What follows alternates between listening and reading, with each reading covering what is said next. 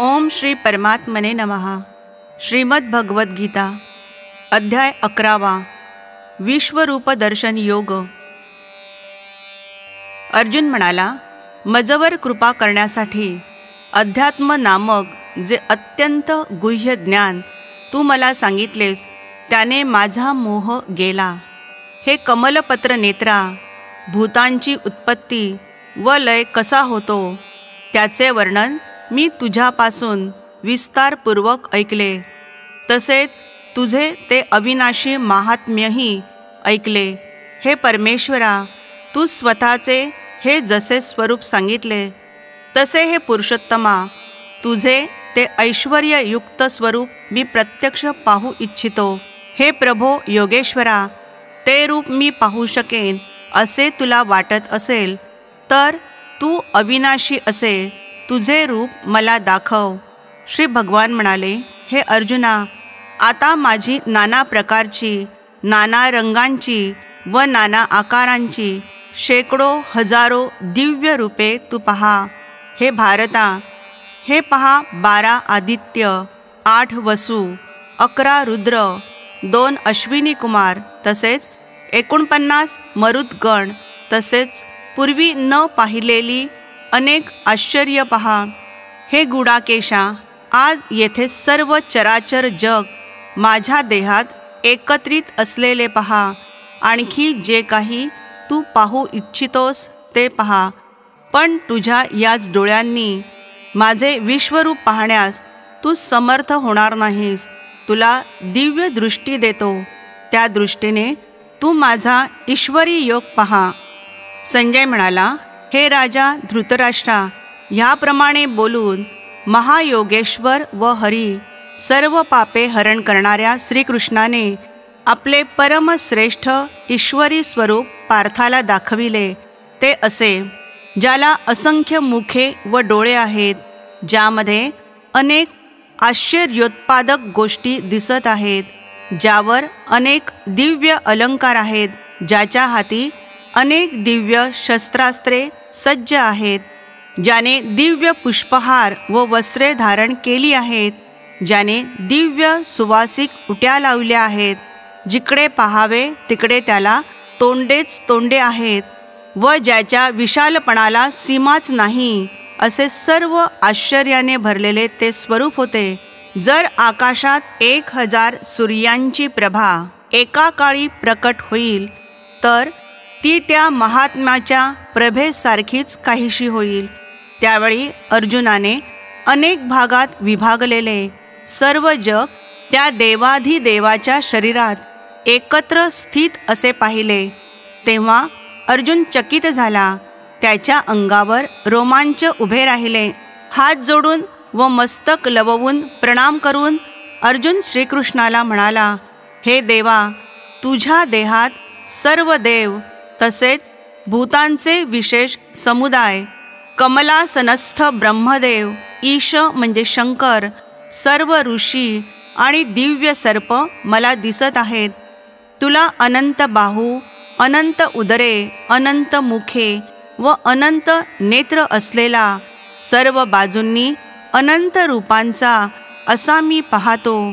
पण हे विश्वेश्वरा, विश्वरूपा, तुझा आदी मध्य व अंतही मला दिसत नाही। मला तू मुकुट, गदा व चक्र धारण करणारा, सर्व बाजूंनी प्रज्वलित अशा अग्नीप्रमाणे व सूर्याप्रमाणे तेजपुंज व लखलखणारा, अपरंपार भरलेला व डोळ्यांनी पाहण्यास अशक्य असा सर्वत्र दिसत आहेस। ज्ञेय व श्रेष्ठ अविनाशी ब्रह्म तू आहेस। तूच ह्या विश्वाचा परमश्रेष्ठ आधार आहेस। तू सनातन धर्माचा संरक्षक आहेस व अव्यय असा पुराण पुरुष तूच आहेस असे मला खात्रीने वाटते। आधी मध्य अंतरहित अनंत शक्तीचा, अनंत भुजांचा चंद्र सूर्य हेच ज्याचे डोळे व प्रज्वलित अग्नी हेच ज्याचे मुख, असा तू या विश्वाला आपल्या तेजाने तापवीत आहेस असे मी पाहत आहे। हे परमेश्वरा, पृथ्वी व आकाश यामधील सर्व अंतर आणि 10ही दिशा तू एकट्याने व्यापून टाकले आहेस.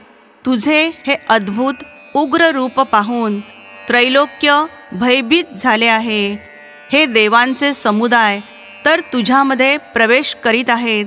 कोणी भयभीत होऊन हात जोडून तुझी प्रार्थना करीत आहेत व मोठे मोठे ऋषी व सिद्ध यांचे समुदाय स्वस्ती स्वस्ती असे म्हणून अनेक स्तोत्रांनी तुझी स्तुती करीत आहेत.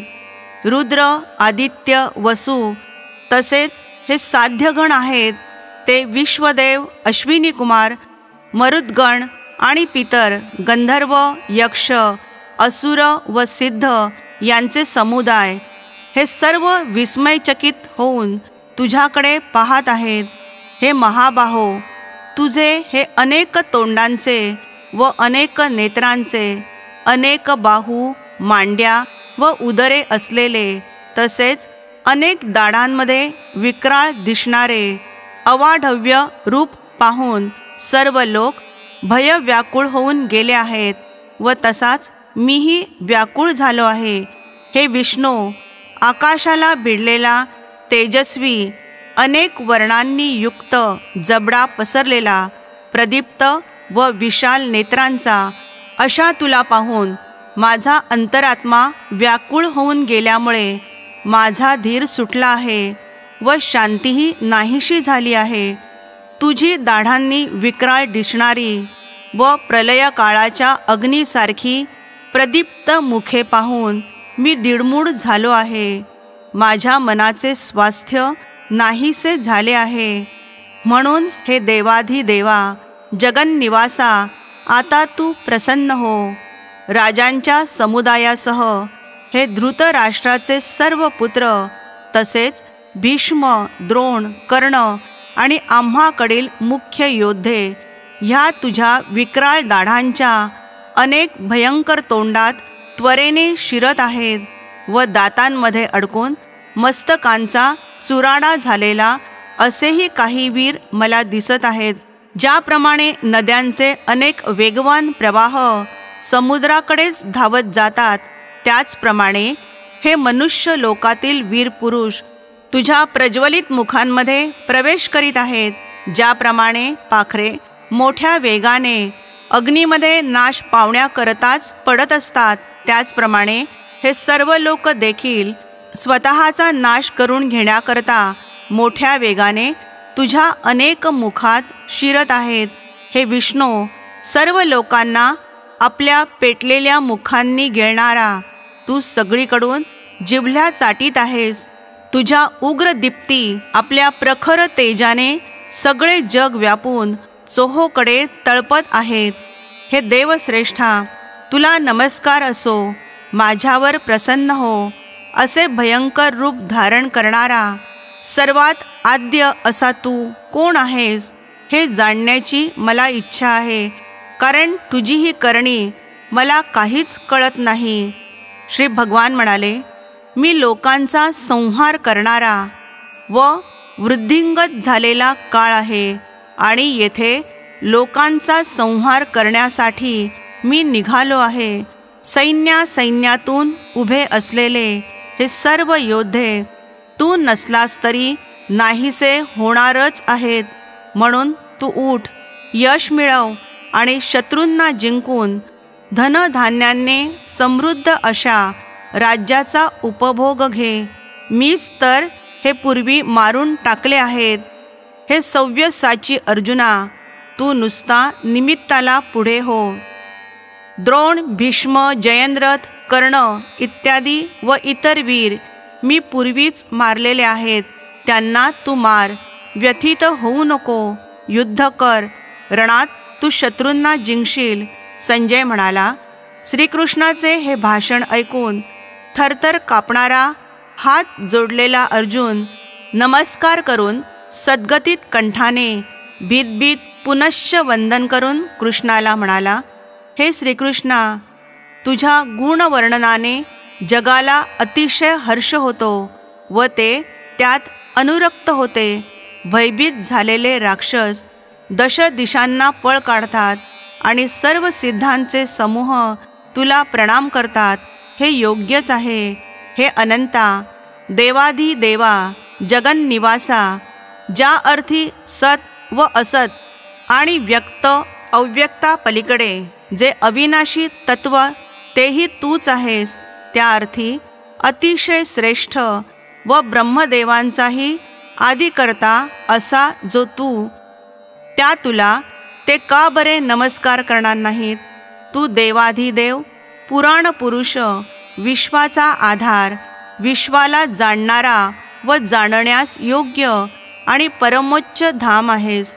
हे अनंत रूपा, तूच हे सारे विश्व व्यापून टाकले आहेस. तूच वायू, यम, अग्नी, वरुण व चंद्र आहेस. तूच ब्रह्मदेव व पणजोबा आहेस. तुला हजारो वेळा नमस्कार असो आणि पुनरपी तुला नमस्कार नमस्कार असो. हे सर्वात्मका, तुला समोरून, पाठीमागून आणि सर्व बाजूंनी नमस्कार असो, कारण तुझा पराक्रम अगणित व शक्ती अपार असून तू सर्व ग्राही आहेस व त्यामुळे सर्व रूप आहेस.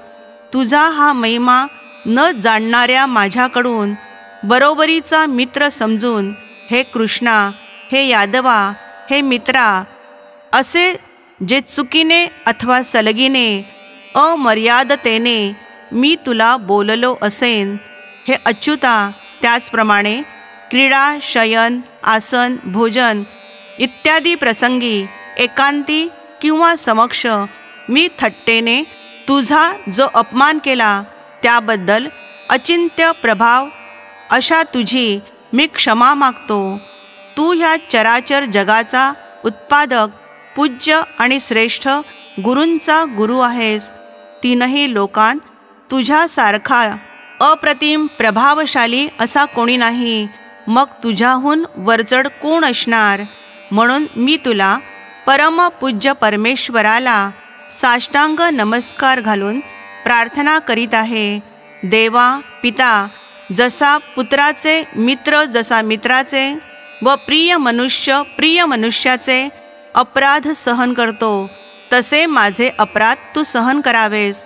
हे देवेशा, श्रीकृष्णा, पूर्वी कधी न पाहिलेले असे तुझे विश्वरूप पाहून मी हर्षित झालो आहे आणि माझे मन भयाने व्याकुळ झाले आहे.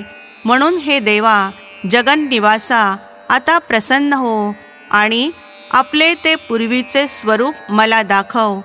मस्तकावर मुकुट धारण केलेला व हाती गदा व चक्र घेतलेला अशाच तुला मी पाहू इच्छितो. हे सहस्रबाहो विश्वमूर्ते, तू त्या चतुर्भुज रूपानेच आता प्रकट हो.